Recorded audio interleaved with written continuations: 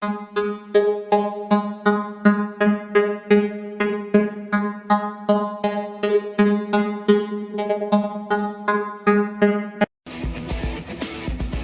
vendredi 17 octobre 1986, à sa sortie de l'école, le neveu de Paul-Émile Bernard se présente à l'appartement de son oncle, situé rue Beaubien, à Montréal. À sa grande surprise, la porte d'entrée n'est pas verrouillée et la musique est en marche. À l'évidence, il y a quelque chose de suspect.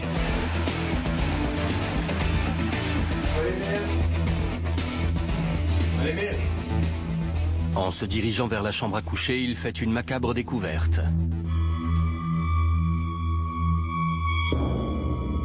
Son oncle, Paul-Émile Bernard, gît au sol, violemment mutilé. Le lieutenant-détective Serge Bergeron est chargé d'enquêter sur cette sordide affaire. Monsieur Paul-Émile Bernard avait disparu depuis quelques jours. Son corps a été découvert étendu dans sa chambre à coucher. Il avait été victime d'un crime d'une grande violence. Il y avait beaucoup de sang dans la pièce. On a trouvé plusieurs tessons de bouteilles autour de la victime. Il y avait également des poêles et des casseroles maculées de sang. On a aussi remarqué plusieurs bouteilles de bière sur la table de cuisine. Et il y avait plusieurs mégots de cigarettes dans le cendrier. Le neveu de la victime est entendu par un policier qui recueille sa déclaration. Le jeune homme n'avait pas de nouvelles de son oncle depuis plusieurs jours. Monsieur Bernard était bien connu dans son quartier parce qu'il tenait une blanchisserie depuis plusieurs années. Tous ceux qui le connaissaient disaient que c'était un chic type, quelqu'un de décomplexé. Monsieur Bernard croquait la vie à pleines dents. C'était le genre d'homme qui aime bien prendre un verre avec tout le monde. Il menait une vie simple. Il n'avait pas de femme ou même de petit ami, et pas beaucoup d'amis. Monsieur Bernard fréquentait surtout les gens qui vivaient dans son quartier. Il s'entendait particulièrement bien avec les jeunes. Monsieur Bernard invitait souvent les adolescents qui habitaient dans les appartements avoisinant le sien, en général pour boire un verre et discuter. Et donc, il voyait souvent des adolescents de 17, 18, 19 ans. Ils venaient chez lui pour jouer aux jeux vidéo et pour partager une bière.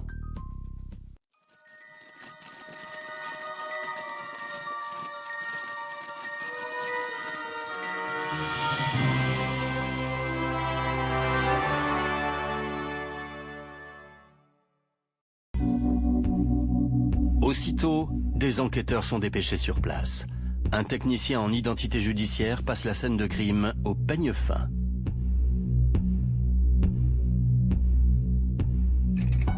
Christiane Bourdua, technicienne en identité judiciaire à la retraite, a étudié l'ensemble des preuves recueillies sur les lieux. L'équipe a examiné la scène pour relever le plus de pièces à conviction. Entre autres, des mégots de cigarettes ou les morceaux de verre d'une bouteille de boisson gazeuse. Et aussi une casserole, un ciseau à bois et un bâton. Ils ont également découvert et prélevé une substance rougeâtre. À l'époque, les analyses nous permettaient seulement de savoir si la substance rougeâtre était ou non du sang humain. Et aussi de savoir si c'était le même groupe sanguin que celui du suspect ou de la victime. Lors de l'examen de l'appartement de la victime, un élément important saute immédiatement aux yeux du technicien en identité judiciaire. L'appartement ne présente aucun signe d'entrée par effraction. D'après la façon dont M. Bernard était décrit par sa famille, c'était quelqu'un de méfiant qui ouvrait rarement sa porte aux étrangers. Donc de toute évidence, c'était quelqu'un qu'il connaissait, quelqu'un qu'il n'aurait pas peur de laisser entrer dans son appartement.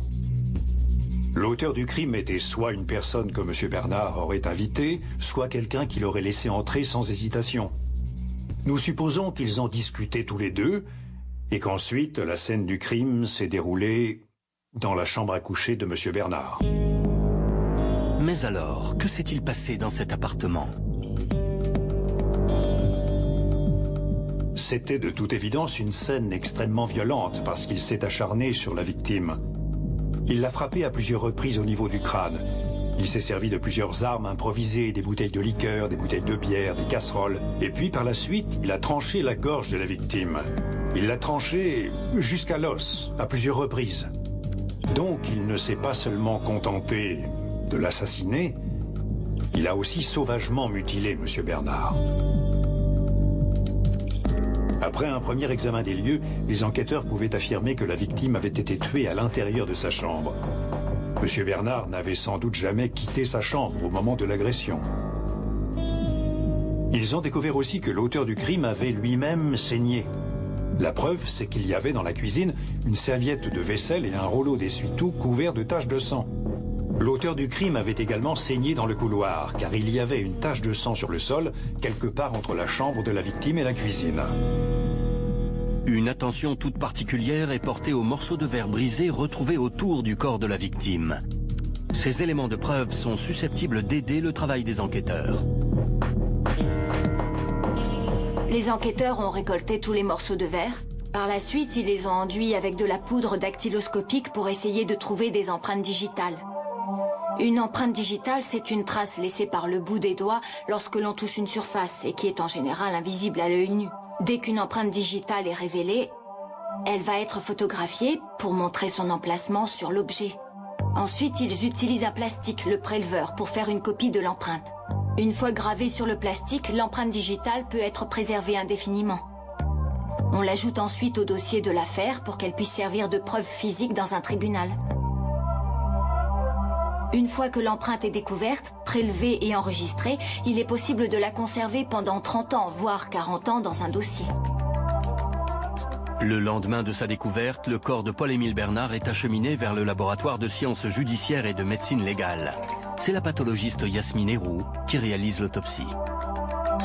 Après avoir enlevé ses vêtements, nous avons pu constater que la victime avait plusieurs blessures. Il y avait au moins 3 plaies au niveau du cuir chevelu, une plaie au niveau du visage à gauche et plusieurs blessures autour du cou. Il avait de nombreuses plaies au niveau du thorax et de la gorge. L'analyse des types de plaies sera très révélatrice. Certaines blessures sont de nature contondante, tandis que d'autres sont de nature tranchante. Les plaies contondantes sont les ecchymoses et les lésions. Il s'agit de blessures infligées par un instrument qui va comprimer et déchirer la peau et les muscles. Tandis qu'avec une plaie tranchante, les rebords sont très nets, la peau est coupée d'un seul trait. Donc, pour donner un exemple, si vous utilisez, disons, une batte de baseball pour frapper, ça va déchirer la peau. Mais si vous frappez avec un couteau tranchant, ça fera une belle ligne fine. Cette constatation est d'une importance capitale, puisque certains objets retrouvés sur la scène de crime correspondent avec les types de blessures observées sur le corps de la victime. D'après les dimensions des blessures que j'avais pu voir au niveau du cou et au niveau du thorax, et de la forme de ces blessures, tout semblait indiquer qu'il avait été poignardé avec un ciseau à bois. En observant la présence de sang et l'écoulement sanguin sur les plaies, la pathologiste peut aussi conclure à un certain enchaînement des gestes commis lors de l'attaque. Toutes ces blessures avaient été infligées dans un court laps de temps. Ce sont des dommages qui sont ce qu'on appelle aigus.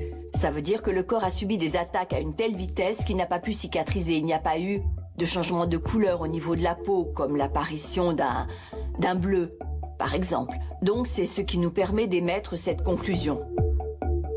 En plus des dommages et déchirures causés par un objet non identifié, la pathologiste est en mesure de croire que l'agresseur a aussi tenté d'étrangler Paul-Émile Bernard. Nous avons pu voir que M. Bernard avait 2 os fracturés au niveau du cou. Il avait 2 vertèbres fracturées et disloquées avec un peu d'infiltration sanguine sur la surface, ce qui indiquait que la personne était vivante au moment de la fracture, au moment où il a été étranglé. Ces fractures indiquaient clairement qu'une force avait été appliquée sur le cou. L'auteur du crime s'est acharné sur la victime, ce qui peut signifier en général que le meurtre est motivé par des émotions, par de la colère. Il y avait comme une sorte de haine envers la victime. 17 octobre 1986. Dès les premières heures de l'enquête et grâce aux indices retrouvés sur les lieux, les policiers constatent la violence de ce crime. Mais il manque l'élément central qui permettrait d'expliquer cet acharnement, le motif de l'agression. Ce que l'on savait dans cette affaire, c'est que la victime, Paul-Émile Bernard, était un homme de 56 ans, d'un caractère plutôt oisif. C'était donc quelqu'un qui profitait des bonnes choses de la vie. Il vivait au jour le jour. Il passait son temps à boire du vin et à jouer aux jeux vidéo avec des adolescents du quartier où il habitait, sur la rue Beaubien. Nous nous sommes entretenus avec plusieurs membres de l'entourage de la victime. Et d'après les descriptions qu'ils nous donnaient, il y avait une chose certaine. La victime supportait très mal la solitude. C'est pourquoi il préférait être toujours entouré de monde. C'était un homme de nature très généreuse. Et je crois que beaucoup de jeunes de son quartier profitaient de cette générosité. À ce moment de l'enquête, plusieurs pistes doivent encore être explorées dans l'espoir d'élucider ce terrible homicide et de mettre la main sur son auteur. Dans la mort de M. Paul-Émile Bernard, il n'y a rien de gratuit. Il connaissait forcément l'assassin. C'était une personne en qui il avait confiance. 17 octobre 1986. Le corps sauvagement mutilé de Paul-Émile Bernard, 56 ans, a été retrouvé par son neveu dans son appartement. L'homme a été violemment assassiné, mais la police ne dispose d'aucun mobile pouvant expliquer le crime. La nature généreuse de la victime pousse tout d'abord les enquêteurs à explorer la thèse d'un vol qui aurait mal tourné. Rien sur les lieux ne semblait indiquer un cambriolage. Il y avait des objets de valeur dans l'appartement au moment où les policiers sont arrivés. L'autopsie de la pathologiste pourra aider les enquêteurs à faire la lumière sur la séquence des événements. L'examen du corps de la victime permet d'évoquer un certain scénario. Il est difficile d'en être sûr, mais étant donné que la blessure au niveau du thorax a entraîné des déchirures dans le système respiratoire et que cela a provoqué une hémorragie secondaire, il est raisonnable de croire que cette blessure est la dernière que M. Bernard a subie au cours de l'agression. Donc, à mon avis, tout cela semble nous indiquer que les blessures au niveau de la tête et au niveau du cou ont été infligées avant celles au niveau du thorax. C'est sûrement la blessure qui a provoqué la mort de la victime. Ces plaies auraient été impossibles si la victime avait lui-même manipulé cette arme. C'est-à-dire qu'une personne n'aurait pas pu s'infliger toute seule de telles blessures. Au cours de l'autopsie, des prélèvements sanguins sont aussi effectués. Ces prélèvements sont envoyés en toxicologie pour analyse. L'analyse sanguine fait partie de la procédure. Chaque personne a une tolérance différente à l'alcool selon son âge ou son poids. Mais après avoir étudié son sang, je peux affirmer qu'il était en état d'ébriété. Paul-Émile Bernard présentait un taux d'alcoolémie 4 fois supérieur à la limite permise pour la conduite au volant. Cela expliquerait peut-être que la victime n'ait pas été en état de se défendre lors de l'agression. La victime était un homme d'1,70 m qui pesait 50 kilos. Et c'était un individu relativement maigre par rapport à sa taille. Mais qui aurait bien pu s'en prendre à un homme presque sans défense? Et surtout pourquoi?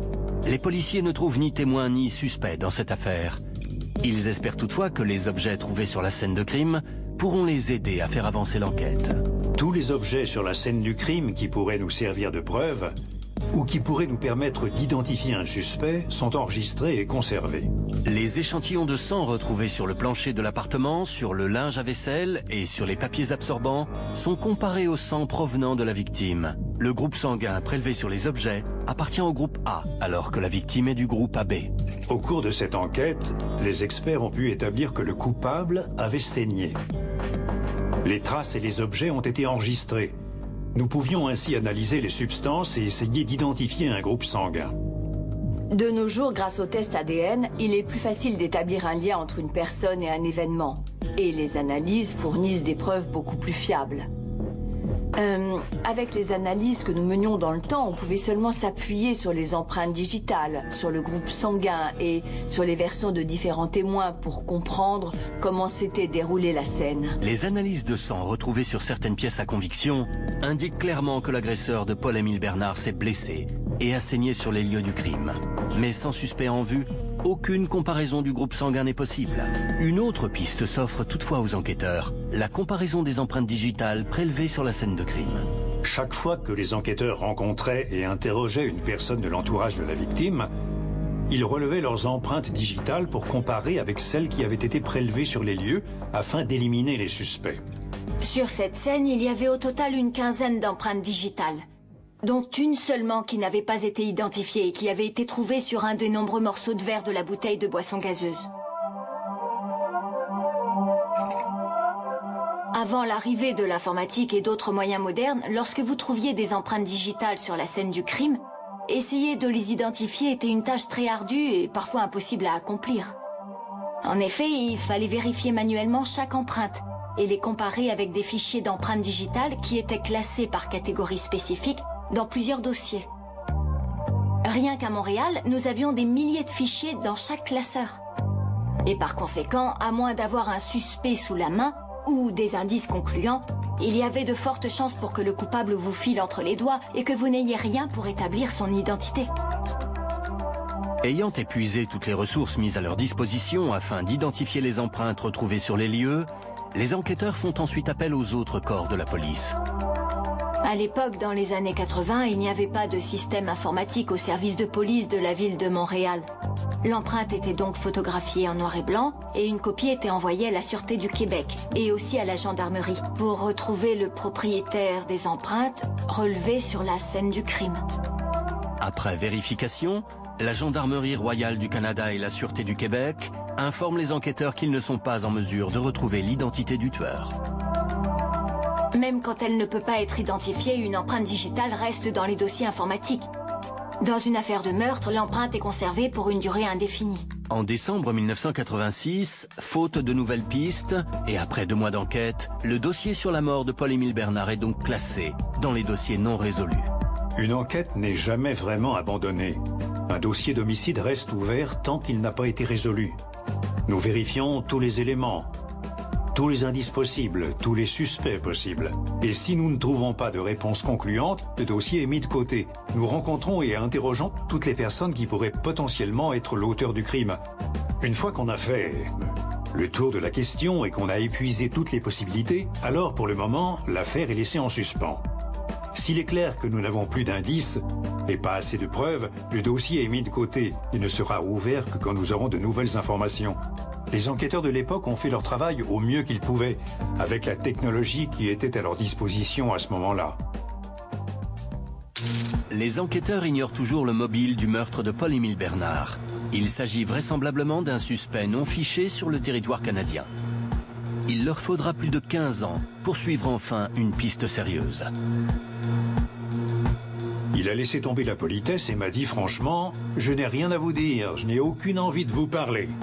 Je n'ai rien à voir là-dedans, je ne veux plus vous voir. » En décembre 1986, après 2 mois d'enquête entourant le brutal assassinat de Paul-Émile Bernard dans son appartement, et malgré de nombreuses preuves retrouvées sur les lieux du crime, les policiers n'ont toujours pas réussi à identifier un suspect.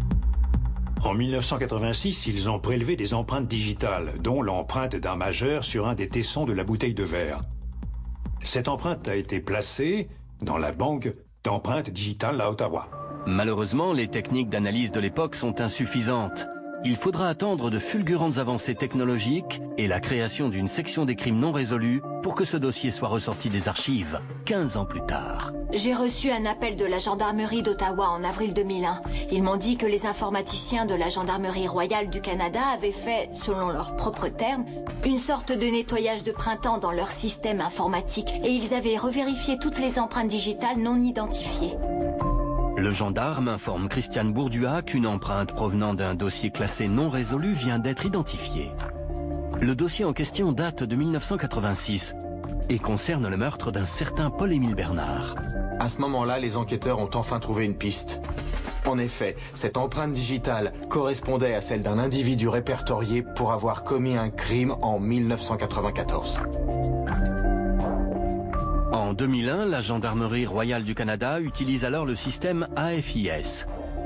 Ce système de reconnaissance automatisée permet de réaliser des identifications d'individus par leurs empreintes digitales. Le système regroupe à l'époque les fiches de tous les corps de la police du Canada. Mon travail principal en tant que technicienne de police scientifique était de revérifier tous les dossiers de meurtre que l'identité judiciaire, c'est-à-dire la police scientifique, n'a pas pu résoudre. Les dossiers dont les preuves physiques n'ont jamais été soumises en expertise judiciaire. Immédiatement, la Gendarmerie royale du Canada fait parvenir à Christiane Bourdua un dactylogramme sur lequel sont conservées les empreintes digitales des 10 doigts d'une personne. Ce dactylogramme, daté de 1994, est en lien avec la condamnation d'un homme ayant entravé le travail d'un agent de la paix à Laval. Étrangement, rien n'avait été signalé entre 1994 et 2001. En consultant le dossier, la technicienne réalise également que le suspect a un dossier criminel qui remonte à 1988. C'était 2 ans environ après cet événement. Malheureusement, à l'époque, les comparaisons d'empreintes digitales avec les scènes de crimes non résolus étaient une procédure laborieuse et plutôt inefficace. Le problème, c'était que dans les années 80, le système informatique était beaucoup moins performant.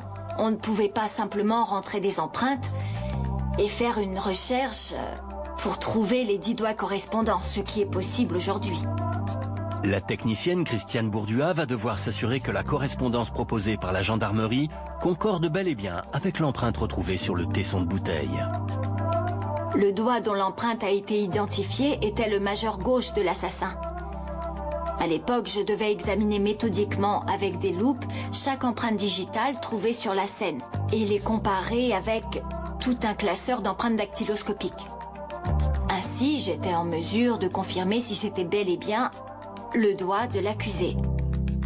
Pour effectuer la comparaison d'empreintes, la technicienne en identité judiciaire doit faire un travail minutieux dans le but de confirmer 2 critères importants: l'individualité et l'unicité de l'empreinte. Ce que l'on appelle l'individualité, c'est un détail particulier qu'on trouve sur une des crêtes de l'empreinte. Un détail qu'on ne retrouvera jamais sur une autre empreinte digitale. Les crêtes, ce sont ces lignes circulaires qui apparaissent au bout des doigts de chaque personne. En examinant méthodiquement ces lignes circulaires, on peut déceler des caractères analytiques. Autrement dit, les endroits où les lignes se coupent, se rejoignent, se divisent, etc. Chaque empreinte est unique. Ce sont ces signes particuliers qui permettent de reconnaître une personne. Par exemple, imaginez qu'on relève les empreintes de 2 jumeaux. S'il s'agit de jumeaux identiques, alors on peut être sûr que leur ADN sera également identique. Mais en revanche, les empreintes digitales sont toujours uniques, même chez les jumeaux.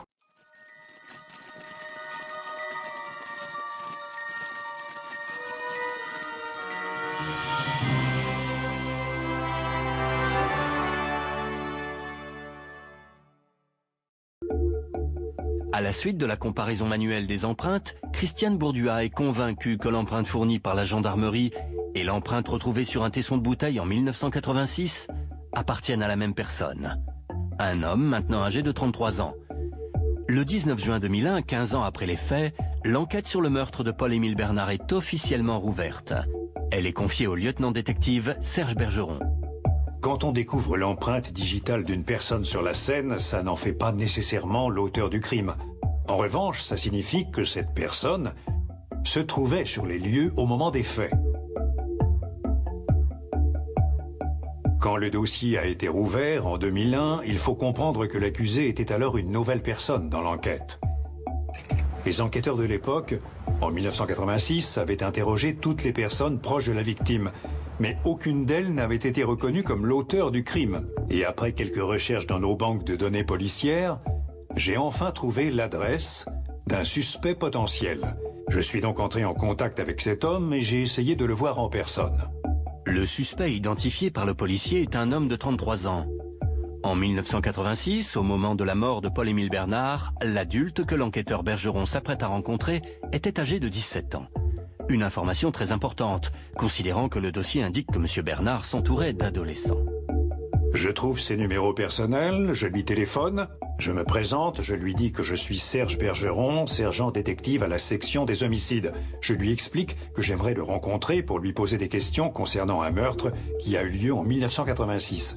Mon suspect ne semble pas surpris, même s'il se demande pourquoi la police voudrait lui parler. Nous nous donnons rendez-vous le lendemain sur son lieu de travail. Le jour suivant, le suspect m'a téléphoné. Il a annulé le rendez-vous sous prétexte qu'il avait trop de travail. Quelques mois plus tard, le 10 décembre 2001, n'ayant toujours pas de nouvelles de l'homme en question, l'enquêteur Bergeron se présente à son domicile. Dès qu'il ouvre la porte, je lui dis que je veux m'entretenir avec lui au sujet d'un meurtre qui a eu lieu en 1986. Ce jour-là, il était avec ses enfants. Il me demande le nom de la victime. Je lui dis qu'il s'agit de Paul-Émile Bernard sur la rue Beaubien. Il a eu l'air surpris et il m'a demandé une deuxième fois le nom de la victime. Ensuite, il me dit « Je ne peux pas vous parler aujourd'hui, mes enfants sont là. Rappelez-moi et nous fixerons un rendez-vous. » Je retourne au bureau, j'appelle encore une fois mon suspect à son domicile et je lui propose une date de rendez-vous. Par hasard, j'ai proposé le 11 septembre 2001 dans l'après-midi. À ce moment-là, l'enquêteur réalise que le suspect n'a pas l'intention de se rendre au rendez-vous. Il a laissé tomber la politesse et m'a dit franchement « Je n'ai rien à vous dire, je n'ai aucune envie de vous parler. Je n'ai rien à voir là-dedans.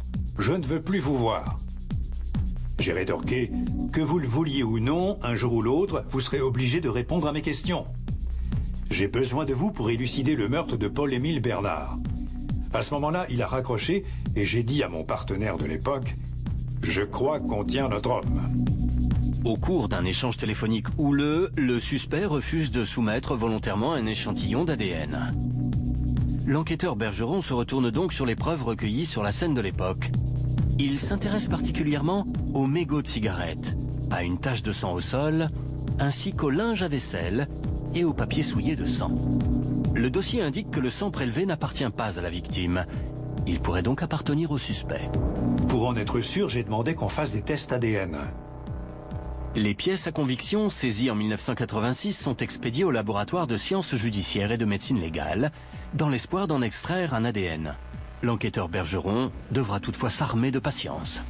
Les demandes de ce genre ne sont pas considérées comme urgentes, puisque le crime a eu lieu en 1986. Pour la première fois depuis 1986, les forces de police sont sur une piste concernant l'identité du possible meurtrier de Paul-Émile Bernard.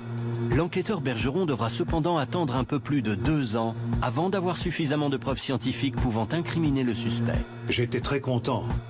Il savait que j'avais maintenant assez de preuves pour l'accuser d'avoir commis un meurtre. En 2001, après avoir rouvert l'enquête non résolue du meurtre de Paul-Émile Bernard, survenu 15 ans plus tôt, l'enquêteur Serge Bergeron croit avoir réussi à identifier un suspect sérieux grâce à l'utilisation de nouvelles techniques de sciences judiciaires qui permettent la comparaison d'empreintes digitales. Mais le suspect refuse de collaborer à l'enquête. Le sergent détective explore donc d'autres pistes. À force de recherche, notamment dans les anciens dossiers scolaires de l'homme en question, il parvient à obtenir le nom de son père et à mettre la main sur l'adresse de son lieu de travail de l'époque. Même si les informations datent de 1986, l'enquêteur décide de se rendre directement sur place. Je me suis donc rendu à l'immeuble où le père de mon suspect travaillait. Je me suis présenté auprès de son père en tant que sergent détective de la section des homicides. J'ai dit que j'enquêtais sur un meurtre survenu en 1986 et qu'il était possible que son fils soit impliqué dans cette affaire. Le père m'a semblé très surpris, mais il s'est montré plutôt coopératif avec moi. Je lui pose des questions au sujet de son fils et il me dit que quand il était jeune, c'était un garçon perturbé, qu'il avait des problèmes de boisson, des problèmes d'adaptation. Le père du suspect me dit même qu'au bout d'un moment, il n'a pas eu d'autre choix que de demander de l'aide à la direction de la protection de la jeunesse et que son fils avait été envoyé à l'école de Boscoville, un internat pour les jeunes délinquants de l'époque. Suite à son séjour à Boscoville, le suspect a été placé dans une maison de réinsertion sociale. Et cette maison se trouvait à quelques pas seulement du lieu du crime. Peu à peu, l'étau se resserre sur le suspect. Mais il faudra attendre encore plus d'1 an avant que les biologistes établissent un profil d'ADN unique, donc appartenant à une seule personne, à partir de pièces à conviction récupérées dans l'appartement de la victime. Le mégot de cigarette, la tache de sang au sol, le sang sur le linge à vaisselle et sur le papier essuie-tout proviennent donc d'une seule et même personne. Et tout porte à croire qu'il s'agirait du suspect. Mais puisqu'il n'est pas fiché à la Banque nationale de données génétiques, l'enquêteur Bergeron doit obtenir un échantillon de son ADN afin de le comparer au profil retrouvé sur les pièces à conviction. Il se rend directement à la rencontre du suspect sur son lieu de travail et lui propose de lui fournir volontairement un échantillon d'ADN. Il m'a à peine répondu, excepté pour me dire des vulgarités. J'étais donc certain d'avoir bel et bien trouvé la bonne personne. Pourquoi s'énerver s'il n'est pas coupable? C'est utile d'avoir une empreinte digitale, d'avoir un échantillon d'ADN. Mais quand votre suspect refuse de vous les donner, il faut trouver un moyen de les obtenir. L'enquêteur Bergeron a suffisamment de raisons de soupçonner que cet homme est bel et bien l'auteur du meurtre de Paul-Émile Bernard. Il obtient donc un mandat de filature à des fins de récupération de l'ADN du suspect. Cela consiste à placer une équipe de surveillance sur les talons du suspect. Le but étant de le filer, de le suivre un peu partout, d'observer ses moindres faits et gestes et de récupérer un objet qu'il a touché. Quelque chose qui contient un échantillon d'ADN. Quelques semaines plus tard, au début décembre 2002, un mégot de cigarette fumé par le suspect est récupéré sur la voie publique, à proximité du lieu de travail de celui-ci. Le mégot est rapidement envoyé au laboratoire dans le but d'y extraire l'ADN du suspect. Quelques jours plus tard, les experts confirment que le profil d'ADN prélevé sur le mégot saisi est identique à celui retrouvé sur les 4 pièces à conviction récupérées dans l'appartement de la victime. J'étais très content. Je me disais que cette fois, mon suspect n'avait plus d'autre choix que de répondre à mes questions. Il savait que j'avais maintenant assez de preuves pour l'accuser d'avoir commis un meurtre. Une chose était sûre, il avait saigné sur les lieux du crime. Le 9 janvier 2003, un mandat contraignant le suspect à fournir son ADN à des fins de comparaison est émis. Je me suis présenté sur le lieu de travail du suspect et je lui ai ordonné de me fournir un échantillon d'ADN. Le procureur Karen Ohayon est chargé du dossier. Monsieur Bergeron a suivi la procédure standard. Il est allé chercher un mandat pour prendre un échantillon d'ADN à son suspect. Et c'est de cette manière que l'on présente des preuves par la suite. On ne se sert pas du mégot de cigarette. On se sert d'un échantillon pur fourni directement par le suspect lui-même. Cette méthode permettait de confirmer si l'ADN que nous avions découvert sur les lieux du crime était bel et bien l'ADN de l'accusé. Le prélèvement d'ADN est immédiatement envoyé au laboratoire de sciences judiciaires et de médecine légale pour analyse. Dans l'attente des résultats, le lieutenant-détective Bergeron poursuit son enquête et décide d'éplucher les dossiers rattachés au suspect pour voir si des recoupements avec des témoins de l'époque pourraient lui permettre d'obtenir plus d'informations. Après quelques recherches, j'ai réussi à mettre la main sur un document judiciaire. Un document qui concernait le suspect. Apparemment, il avait déjà été impliqué dans une autre affaire judiciaire en 1988. D'après ce document, il avait un complice. Avec cette information en main, j'ai été voir le dit complice à son domicile. Je rencontre cet homme et je lui parle du suspect, son vieil ami.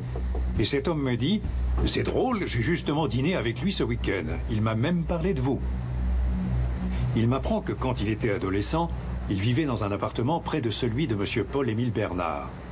Et il me confirme qu'en 1986, il le voyait souvent. Les deux adolescents connaissaient M. Paul-Émile Bernard et ils lui rendaient souvent visite. À l'époque, le témoin était déjà un ami proche du suspect. Ils se voyaient souvent le soir après les cours. Ils sortaient ensemble pour consommer de la bière, de l'alcool et des stupéfiants. Mais il y avait un endroit où ces deux adolescents étaient toujours très pressés de se rendre, c'était l'appartement de M. Paul-Émile Bernard. Le témoin m'a dit que son ami aurait très bien pu se rendre seul à l'appartement et que M. Bernard l'aurait laissé entrer puisqu'il le connaissait. En effet, cela pouvait expliquer pourquoi, lors de l'analyse de la scène en 1986, il n'y avait aucune trace d'effraction dans l'appartement. Parallèlement à ces démarches auprès du témoin, l'enquêteur entreprend de faire reconstituer la bouteille de boisson gazeuse retrouvée en morceaux près du corps de la victime. Ils ont reconstitué cette vieille bouteille de boisson gazeuse dans l'espoir de découvrir de quelle façon exactement il avait asséné le coup. Et pour cela, il leur fallait découvrir l'emplacement sur la bouteille où se trouvait l'empreinte digitale. Pour ce faire, l'enquêteur Bergeron se rend au département de balistique du laboratoire de sciences judiciaires et de médecine légale. Il remet à l'expert une bouteille de soda identique à celle retrouvée sur la scène de crime en 1986. La balistique ne concerne pas seulement les empreintes laissées par des armes à feu. Ils font également des comparaisons liées à des objets comme les armes tranchantes, les armes contondantes, les haches, les battes de baseball et tout objet similaire. Je leur ai demandé de trouver sur la bouteille l'emplacement exact du tesson avec l'empreinte digitale. Nous pouvions ainsi déterminer de quelle façon l'accusé avait utilisé l'objet. Nous nous demandions où l'empreinte digitale était positionnée sur la bouteille, pour savoir s'il la tenait comme ça, pour verser dans un verre, ou si le suspect la tenait comme une arme, à l'envers. Un peu plus d'un mois plus tard, l'expert en balistique contacte l'enquêteur Bergeron pour l'informer qu'il a réussi à numériser la bouteille et à replacer les morceaux de façon numérique sur celle-ci. L'empreinte a été retrouvée vers le bas de la bouteille, tout près du fond. Alors, je suis arrivé à la conclusion que l'accusé s'était servi de cette partie-là pour frapper. Il a frappé la victime sur la tête. En effet, c'est le bas de la bouteille qui avait la forme, l'épaisseur et le poids requis pour causer les blessures trouvées sur la victime. À mon avis, la façon dont l'accusé tenait la bouteille explique parfaitement les blessures que M. Bernard avait subies. Et cela pourrait expliquer aussi pourquoi l'accusé avait saigné après s'être servi de la bouteille contre sa victime. Il s'est blessé et c'est de là que viennent les traces de sang de l'accusé, dans le couloir et dans la cuisine. Peu à peu, la séquence des événements menant à la mort tragique de Paul-Émile Bernard se précise. On demande aussi à un biologiste d'interpréter les projections de sang pour tenter de refaire le scénario de l'agression. Le biologiste devait travailler à partir de photos puisque la scène n'existait plus. Et au final, il est arrivé à la conclusion suivante. La victime a été frappée d'abord avec la bouteille de boisson gazeuse. Il est tombé au sol face contre terre et juste après, l'agresseur s'est rendu à la cuisine. Il s'est vraisemblablement coupé avec les tessons de la bouteille qui s'était brisé sur la tête de la victime. Il a ensuite fouillé dans le tiroir de la cuisine, celui qui contenait des outils, et c'est là qu'il a trouvé le ciseau à bois. Nous le savons car il y avait des traces de sang dans le tiroir et également sur le plancher de la cuisine. Après avoir trouvé une arme, il est retourné dans la chambre à coucher. Il a retourné la victime sur le dos et il lui a porté plusieurs coups de ciseau.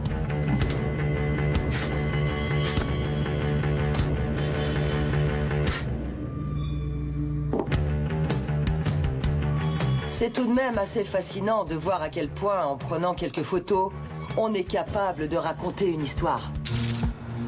Désormais, le sergent détective Bergeron possède suffisamment de preuves pour procéder à l'arrestation du suspect. Mais une question reste toujours sans réponse. Quel est le motif de ce crime? Il n'avait aucune raison de le tuer, nous ne pouvions que supposer le mobile. 15 ans après le meurtre de Paul-Émile Bernard, des avancées au niveau de la science permettent de rouvrir l'enquête. Une empreinte digitale prélevée sur un morceau de bouteille retrouvé près du corps mutilé de la victime est liée à un suspect.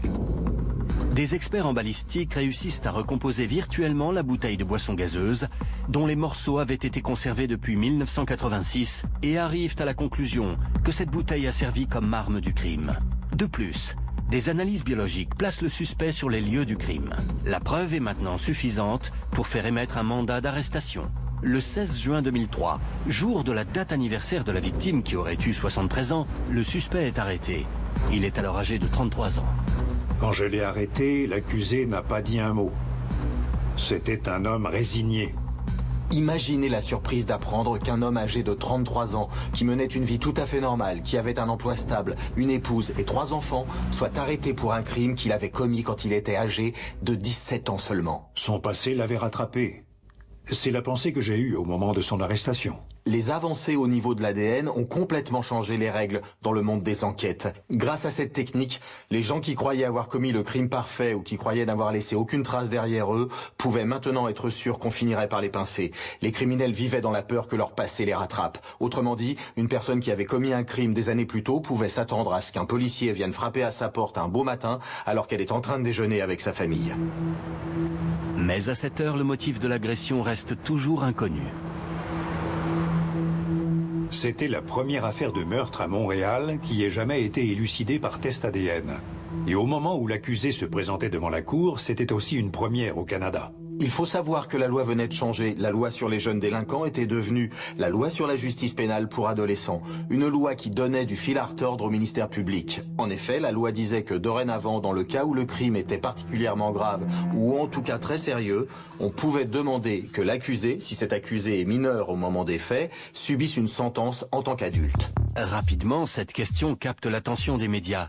Le journaliste Joël Goulet a couvert cette affaire. C'est en effet assez impressionnant, mais également frustrant sur le plan journalistique, pour la raison que les mineurs ont tous droit à un traitement particulier, car il se trouve que la loi nous interdit de les nommer, de divulguer leur identité, mais également toute information qui permettrait de découvrir l'identité de l'accusé. Comme on ne peut pas le nommer, encore moins montrer sa photo à la télévision, il demeure en quelque sorte dans l'anonymat, malgré son arrestation médiatisée, et malgré le crime odieux qu'il a commis 17 ans auparavant. Tout de même, c'est un meurtre violent qui avait fait la une des journaux en 1986. Qu'est-ce qu'il a pu dire ou faire pour provoquer une telle fureur chez l'accusé ? Je tiens tout de même à rappeler que la victime avait 18 plaies ouvertes et le crâne défoncé. Il a été tué à coups de ciseaux à bois et dans le jargon on appelle ça de l'overkill, dans le sens où l'accusé ne s'est pas contenté de le tuer mais s'est même acharné sur lui, avec une telle violence que c'en était inouï. Le 14 octobre 2004, jour de la conférence préparatoire qui doit précéder le procès, l'accusé plaide coupable du meurtre non prémédité de Paul-Émile Bernard. Il n'y aura donc pas de procès. La Cour devra donc s'en tenir à la version de l'accusé pour les négociations du plaidoyer de culpabilité. Pour la première fois depuis 1986, le mobile du crime allait être dévoilé. L'accusé nous a raconté la soirée où il s'est rendu à l'appartement de la victime. Il était seul, il avait beaucoup bu, et il est allé chez Monsieur Bernard à l'improviste. Ils ont passé la soirée ensemble à discuter et à regarder la télévision. Et ils ont beaucoup bu. L'accusé raconte d'ailleurs qu'ils étaient rapidement devenus complètement saols. Il affirme qu'au cours de la soirée, la victime a eu quelques gestes déplacés, qu'il a interprétés comme des avances sexuelles. Toutefois, l'accusé a reconnu que c'était peut-être une simple impression car il avait l'esprit embrouillé par l'alcool. L'accusé a également prétendu plus tard avoir été agressé sexuellement par un homme qui portait aussi le prénom de Paul-Émile, un de ses enseignants quand il était adolescent. Il n'en avait jamais parlé à personne, il l'avait gardé pour lui et a donc vécu dans la honte pendant une partie de son enfance. On se pose la question, est-ce qu'un autre Paul-Émile qui lui fait des avances à caractère sexuel alors qu'il était sous l'emprise de la drogue en plus de l'alcool, est-ce que cela aurait pu réveiller de mauvais souvenirs et déclencher la colère? Je pense qu'il est raisonnable d'émettre une telle hypothèse. Même si encore aujourd'hui, elle n'est pas avérée. La victime souffrait de beaucoup de solitude. Il avait besoin de compagnie, mais personne ne l'a jamais accusé d'attouchement. Tous ceux qu'il connaissait disaient que ce n'était pas dans sa nature. Les avocats s'entendent sur le plaidoyer de culpabilité, mais ils ont des positions diamétralement opposées pour ce qui est de la sentence. Ils devront en débattre devant le juge. La couronne a plaidé pour une condamnation de 5 ans, avec pour justification qu'il s'agissait d'un vieux crime, que l'accusé s'était lui-même réhabilité, qu'il menait une vie stable, et que le mettre en prison après tant d'années ne pouvait rien changer à sa réhabilitation. Donc une condamnation de 5 ans de prison dans un pénitencier fédéral ferait l'affaire. Or la défense plaide pour une sentence de 2 ans de prison moins 1 jour avec sursis, disant aussi que l'accusé est déjà réhabilité et que le pénitencier ne pourra plus rien lui apporter. Il faut dire que l'accusé, au moment de sa condamnation, avait un emploi stable. Il ne buvait plus, il ne se droguait plus, il avait des enfants, il avait fondé une famille. Son employeur est justement venu défendre l'accusé et dire que c'était un employé indispensable.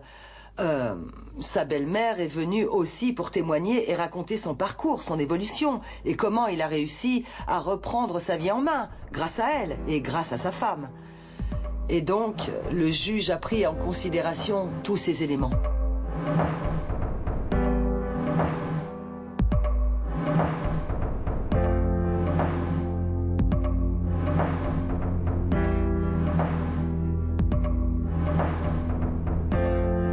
On peut dire que pour un meurtre aussi violent, même s'il a été commis par un mineur, même si c'était en 1986, il y a plus de 20 ans, 10 jours de prison seulement pour un tel meurtre, c'est tout de même une petite tape sur l'épaule pour reprendre l'expression d'un de mes anciens collègues. Les preuves récoltées au fil de l'enquête sur la mort de Paul-Émile Bernard auront toutefois permis aux enquêteurs de retrouver un criminel qui croyait sans doute, après 20 ans de liberté, avoir réussi à mettre son passé derrière lui. Il pensait peut-être avoir commis le crime parfait, qu'il était tombé dans l'oubli. Mais c'était sans compter sur la création d'un bureau consacré aux crimes non résolus et les avancées de l'ADN dans la police scientifique qui ont complètement changé la donne. Cela aura pris plus de 20 ans, mais l'affaire était résolue, et tout cela grâce à une empreinte qu'on a retrouvée dans la Banque nationale d'empreintes génétiques. On a découvert son empreinte digitale sur l'arme du crime. Ce n'est pas une preuve circonstancielle, mais une preuve technique, une preuve scientifique. C'est impressionnant de voir à quel point la technologie a évolué en quelques années seulement. Il faut savoir que nous avons utilisé des échantillons prélevés en 1986 pour les évaluer en 2003. C'est tout de même assez impressionnant. Ce premier dossier de meurtre réglé par ADN à Montréal était aussi la première enquête de Serge Bergeron.